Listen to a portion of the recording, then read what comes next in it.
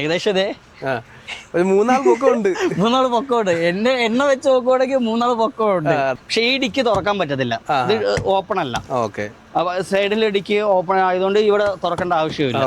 അതുപോലെ തന്നെ നമ്മുടെ വണ്ടിയുടെ ഫുൾ ഡീറ്റെയിൽസ് MCK ട്രാവൽസ് നമ്മൾ കേരളീയൻ ആണെന്നുള്ള ഒരു തെളിവാണ് ഇതേ കിടക്കുന്നത്. നമ്മുടെ നാടിന്റെ ഒരു പൈതൃകം. എവിടെ ചെന്നാലും കേരളക്കാരുടെ വണ്ടിയാണെന്ന് അറിയിക്കാൻ വേണ്ടിയിട്ടുള്ള ഒരു ഇതാണ്, സിമ്പിൾ ആണത്. അതേപോലെ തന്നെ നമ്മൾ MCKയിലെ ടിക്കറ്റ് ബുക്ക് ചെയ്യുന്ന MCK ട്രാവൽസിന്റെ വെബ്സൈറ്റ് ആണ്. ഓക്കെ.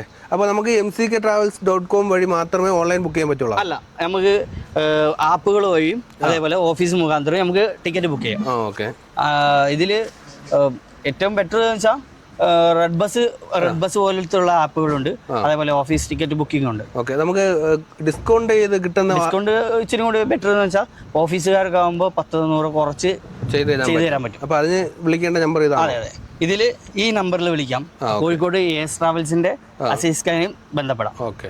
അപ്പോൾ അതേപോലെ തന്നെ നമ്മൾ സ്റ്റാർട്ടിങ് വരുന്നത് കൊണ്ടോട്ടി AS ട്രാവൽസ് ആണ്. നമ്മുടെ MMLE റോഡിൽ, പാളയത്തെ MMLE റോഡിൽ കല്യാണിന്റെ അടുത്തായിട്ടാണ് നമ്മുടെ AS ട്രാവൽസിന്റെ ഓഫീസ് വരുന്നത്.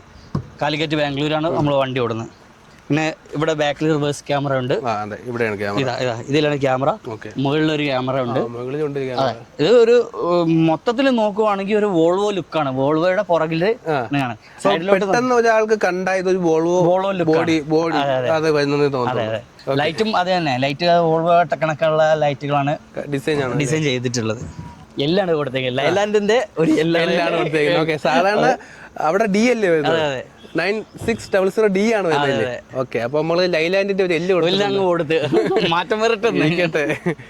അപ്പൊ അങ്ങനെയാണ്. പിന്നെ നമ്മുടെ വണ്ടിയുടെ എഡിഷൻ നെയിം ഇതേ കൊടുത്തത്. ഇതാണ് ഈഗിൾ ആണ് നമ്മുടെ വണ്ടിയുടെ എഡിഷൻ നെയിം. ഓക്കെ. ഒരു ഈഗിളിന്റെ ഫോട്ടോ കൊടുത്തിട്ടുണ്ട്. സെയിം ഡിക്കി തന്നെ. അപ്പുറത്തെ ഏതാണ് ഡിക്കിയാണ്. എന്തൊക്കെ സൗകര്യങ്ങളുണ്ട് അത് ഈ സൈഡും ഉണ്ട്. അതെ അതെ, സെയിം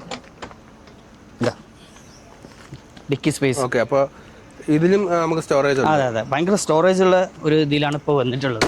നല്ല ഹൈറ്റ് ഉണ്ടല്ലോ വണ്ടി. നമ്മൾ ഓട്ടിക്കുമ്പോൾ ഉള്ള കംഫർട്ടബിൾ എങ്ങനെയാണ്? ഭയങ്കര സുഖമാണ്, കുഴപ്പമൊന്നുമില്ല.